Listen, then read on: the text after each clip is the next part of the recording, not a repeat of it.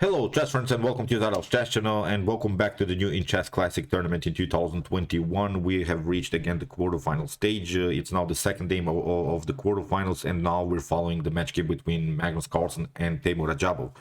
So yesterday Teimur Radjabov and Carlsen played 4 draws, so now in the second day we could have a decision maybe after 4 next rounds, but still if the game ends again in the draw, then these two guys have to play the additional games and then maybe even the Armageddon game. So let's check out now the game 2 from the second day. The first game ended in a draw in which Teimur Radjabov played with the white pieces. Now Magnus Carlsen had the opportunity to attack the position maybe with the white pieces and opened here with the move d4. Teimur plays knight to f6, c4, e6, knight to c3, and we have now the Nm3 Indian on the board. We have now queen to c2, the classical variation of the Nm3. The main goal of this particular setup is after potential queen to c3, then we wouldn't have a messed up pawn structure. We wouldn't have this double pawn structure now. But in the continuation of the game here, Teimur Radjabov plays the so-called Noah variation, breaks in the center immediately, and now Magnus challenges the bishop and basically is forcing now black to make a decision where to go with the bishop. Bishop to e7 is not so good. You have already played with your bishop in the opening, so that's why here Teimur Radjabov played bishop takes c3. We have queen to c3 and now c5 immediately by Teimur Radjabov, breaking the position in the center immediately. I think white has to make now clarification. The pawn structure is really dynamic, but the problem for white here is that still you need like one maybe bishop, another tempo, and then at maybe with the knight 3-4, at least 4-5 tempi in order to secure the king. On the other hand, black is of course much faster when it comes to king security, although white has the bishop here, but the king is a little bit endangered here on e1 of white. So here d takes c5. We have now d4 played by Teimur Radjabov, and you see now his idea e5 to getting this central control with his pawns. Now Magnus Carlsen makes of course a good decision. He plays now the move e3. He wants now to break the position in the center, and now after move knight to c6 we have now b4. After castling here, Magnus attacks immediately the center further. We have knight to f3 and now rook to e8. e4. This is very important because Magnus has now made the decision to create a blockade, because he has now this of course very annoying pawn, this supported pass pawn here. Whenever you have a supported pass pawn of your opponents, you should create a blockade, so it means you should block this square, never allow this pawn to get further. Of course black has also some trouble because here we have a 4 versus 2 situation on the queen side, so probably Magnus is going to push on the queen side with the blockade idea around the square d3, but black could maybe make progress here with potential f5 move, then break the position simply around the square e4. So here in the continuation, Teimur Radjabov wants now a clarification in the center. Magnus simply proceeds with b5.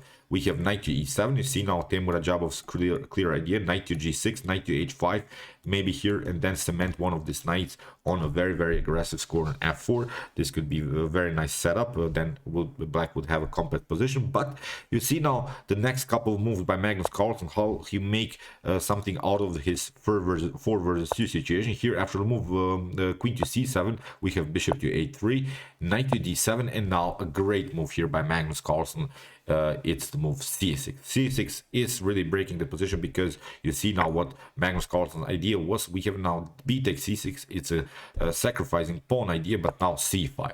If you take, of course, here c takes b5, then a takes b5, and these two connected pass pawns are simply too much to handle with the support of the bishop. Look how these bishops are supporting. Now we could play, I think, something like bishop to d3, castling, and then rook to c1, rook to b1, and simply push this pawn further. It's simply game over here for black. But after the move c5, Teimur Radjabov wants now to leave this pawn structure like this. Again, Magnus plays now b6, and now Magnus has also a supported pass pawn like black has, but it's still a dynamic position because Magnus has of course the bishop here on the board, and white is much better already in this position. So queen to b7, bishop to c4. Magnus didn't even play the blockade idea. He has now a great activity with the bishop. We have knight to g6, castling, queen to e7, and queen to d7, knight to e1.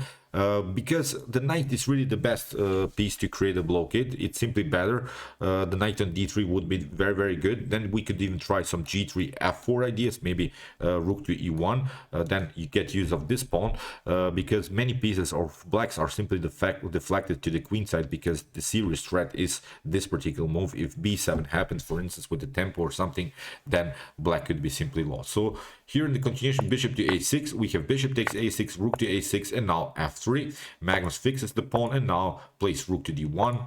Here bishop to c1, attacking the knight, and now Teimour Radjabov plays on his idea, fixing the position around the square f4. Here g3, so still this knight can be kicked away, and now knight to d3. Great position for the world champion. Here the knight creates this blockade. Still we have the supported pass pawn. This bishop will eventually find the way into the game. The bishop's activity is not so bad, although it's on this side blocked out here by this pawn structure, but also a little bit by the pawn on c5. But you see now how Magnus has played great maneuvers with his minor pieces. Now he has a rook connection. He hasn't lost his rook connection. Still, this bishop has a great activity towards the g5 square. So here knight to f6, played by Radjabov, bishop to g5. We have now h5, and now Magnus simply mess up here the pawn structure on the king side. We have g takes f6. Better idea maybe here was queen to e6. You shouldn't allow this idea, but again I think white can simply proceed with bishop to f6, queen to f6, and now Magnus would have an opportunity to cement here this queen on c4. After something like knight to f8, then this idea could work. This idea, as we said, f4, after e takes f4, rook to f4, and now maybe building simply here this rook battery on the f file. Very annoying stuff. This is now, you see, an isolated pawn. It was the main strength in black's position, but basically it became now the main weakness in black position. It's simply bad isolated pawn. So as I said, after move h5, maybe queen to e6 slightly more accurate, but Magnus undermines the pressure here. Plays again the move f4. We have knight to f4. Here queen to g4, attacking the knight, and now Magnus simply takes out again this isolated pawn. As we said, it was the main strength, but it became now the main weakness, the pawn on d4. Really wild stuff here. Teimour Radjabov has of course some counter chances, but now Magnus simply tries to trade off the queens here. Queen to h5. Here rook to d7, great move here by Magnus Carlsen, with some threats of knight takes g6 followed with queen to g6. Here in the continuation we have h takes g4, h takes g3, h takes g3, now queen to e4, and now Magnus again takes. Here knight takes g6. We have queen to e3. Here if you take here, for instance, with the queen, then of course queen to g6, f takes g6, and then you get here rook takes f6, and then we can of course take out this pawn. It's completely lost. The rook will come also maybe here to c6, then we would have here two connected pawns. So it's simply strategically lost game. Here Teimour Radjabov tried after knight to g6, queen to e3, king to h2, a new check, but now Magnus simply trades off, and now we have reached again a similar position. In this position Teimour Radjabov decided to resign. So really wild stuff, how the main strength can be really then after a couple moves your main weakness in the position. Teimour Radjabov created this supported pass pawn, and I think we have seen this great strategies how to beat the supported pass pawn with the great blockade, first blockade, and then you have seen with the move f4. Let's go back with the move f4. That's the main goal, how to really beat this supported pass pawn. With the move f4, we're splitting here the pawn structure. We're getting rid of the key defender of this pawn, of the pawn on e5, and then the d4 becomes an isolated pawn. It was simply a great strategical game by the world champion. So okay, I hope that you enjoyed this game. I really enjoyed it a lot. Interesting ideas and interesting strategies by the world champion, how to beat the supported pass pawn, how to create dynamics, how to create statics. Really brilliant strategies by Magnus Carlsen. If you want to see more games from this tournament, check out my other coverage so far. Here are some great games that we have covered before. And if you want to see maybe the best chess games in history, check out my best chess games of all time series. Here's also the link with some great games from the past. And if you like this content, don't forget to subscribe to my channel. See you soon with some more videos, and chess is the best, of course.